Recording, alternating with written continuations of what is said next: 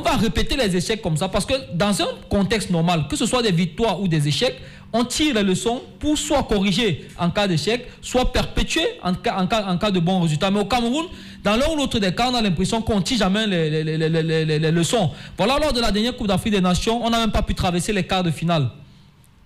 On n'a pas pu traverser les quarts de finale. Quand on voit une équipe comme la Zambie, qu'on a vu doucement venir et qui aujourd'hui se hisse parmi les 3 meilleures nations africaines, j'ai peur. Chez nous, on fait toujours les choses à l'inverse. On met beaucoup plus l'accent sur la sélection Fagnon, alors que la sélection Fagnon n'est censée être que le résultat justement de tout un travail qui a été fait à la base et dont l'équipe nationale est justement l'aboutissement. Mais chez nous, on a l'impression qu'il faut tout mettre sur l'équipe nationale, mais à la base, on ne fait pas grand-chose. J'espère que depuis 2-3 ans, on constate quand même une certaine émulation sur le plan local avec la Guinée Super League, etc. Mais ce n'est pas encore suffisant. Il faut en faire plus. Il faut regarder à côté chez nos voisins du Nigeria, la Guinée équatoriale, chez nos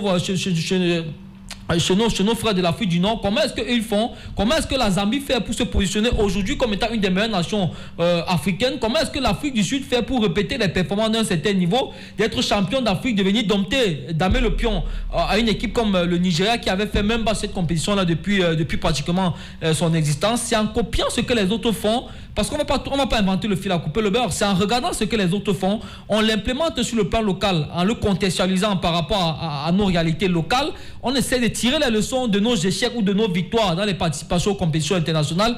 Et c'est la conjugaison de tous ces éléments-là qui vont nous permettre de construire quelque chose avec une base solide qui vont nous permettre d'être justement la matrice qui va porter d'éventuels résultats qui pourront arriver.